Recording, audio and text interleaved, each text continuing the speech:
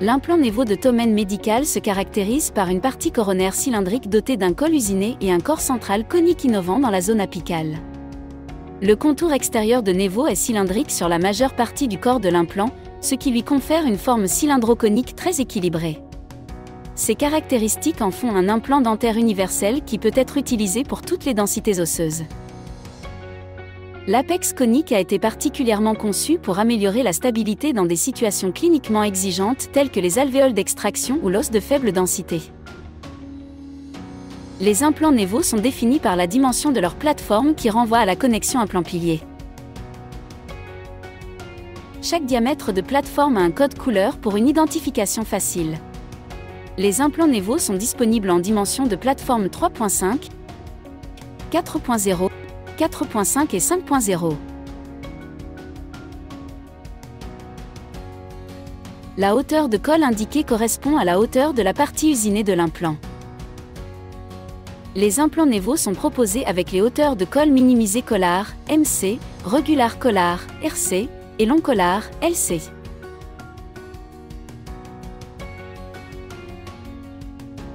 Les autres caractéristiques techniques incluent la longueur endo-osseuse, longueur cylindrique et apicale, le diamètre endo-osseux, le diamètre du cœur apical et le diamètre du cœur qui correspond au diamètre du trou de forage. Tous les implants Nevo sont dotés de la surface inicelle superhydrophile conditionnée.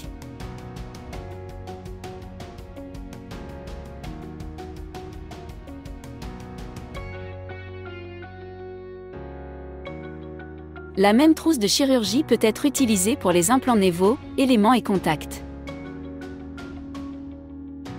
La préparation du lit implantaire de Nevo nécessite les mêmes forêts Vectodrill et forêts de profil que celles d'éléments.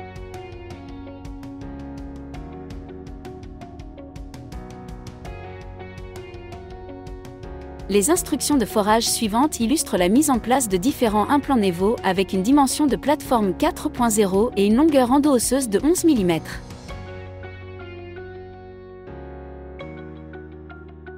Pour un implant de plateforme 4.0, il faut obtenir un diamètre de forage de 3,5. Pour les implants Nevo, le forêt Vectodrill final doit être utilisé au moins jusqu'au premier repère de profondeur de 6,5 mm. Cela s'applique à toutes les plateformes et longueurs d'implant. Cette préparation de l'ostéotomie, basée sur le diamètre du cœur de l'implant, permet d'éviter une sous-préparation et la compression de l'os environnant.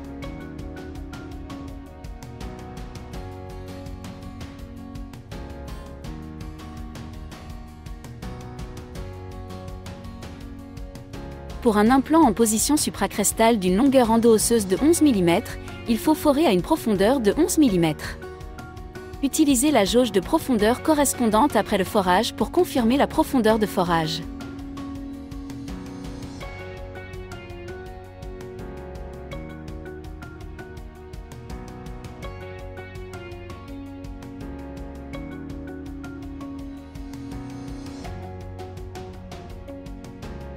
Pour la mise en place supracrestale des implants Nevo RC, la préparation à l'aide du forêt Vectodrill final nécessite de forer au moins jusqu'au premier repère de profondeur de 6,5 mm.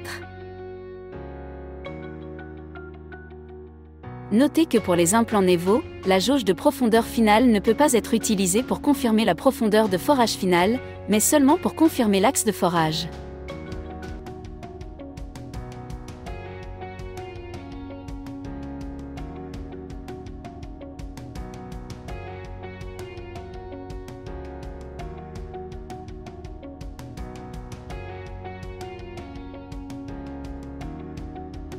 En cas d'os dur, la préparation du lit implantaire doit être adaptée en ajustant la profondeur de forage à l'aide du forêt Vectodrill final.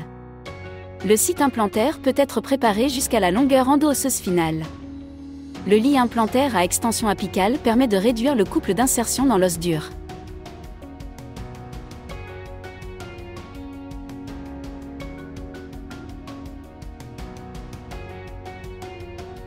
Pour un implant en position sous-crestale d'une longueur endo-osseuse de 11 mm, il faut forer à une profondeur de 12,5 mm.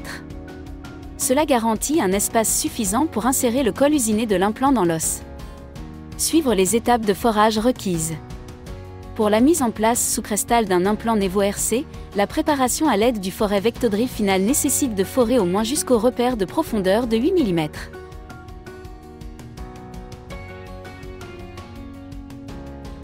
Utilisez le foret de profil Nevo d'éléments pour la plateforme 4.0 jusqu'à l'indicateur de profondeur supérieure après le foret Vectodrill final.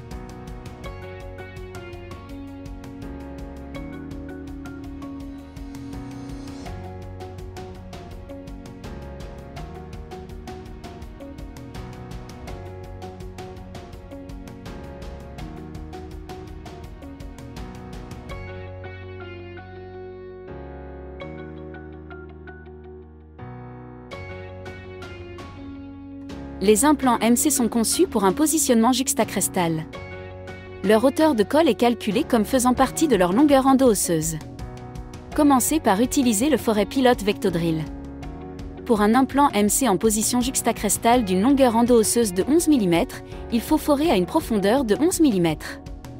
Suivre les étapes de forage requises. Pour les implants MC, la préparation à l'aide du foret Vectodrill final nécessite de forer au moins jusqu'au repère de profondeur de 8 mm.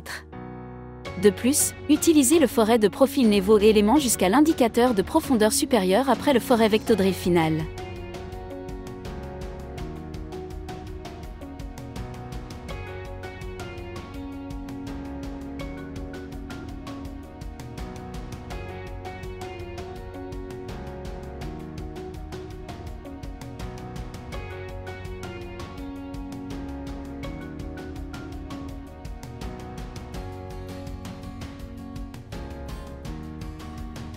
Les implants LC sont conçus pour un positionnement supracrestal.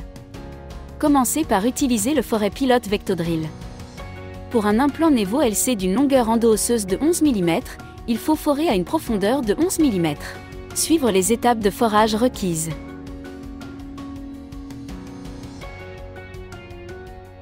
Pour les implants Nevo LC, la préparation à l'aide du foret Vectodrill final nécessite de forer au moins jusqu'au repère de profondeur de 6,5 mm.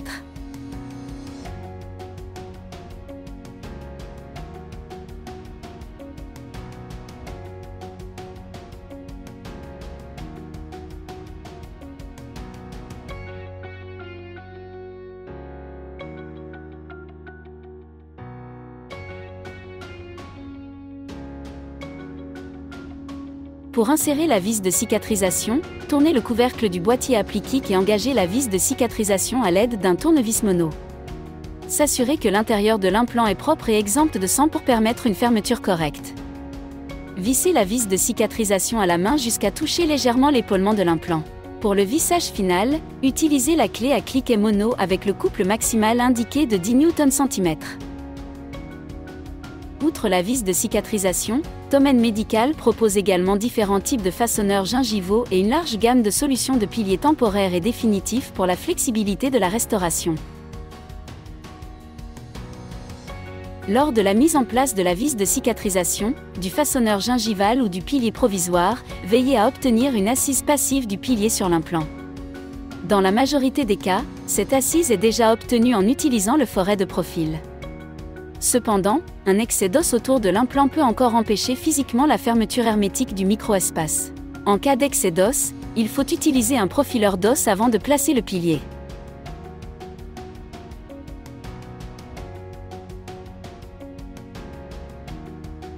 Le retrait de l'os garantira une fermeture hermétique du micro-espace ainsi qu'une fonction mécanique et une stabilité correcte de la connexion implant-pilier.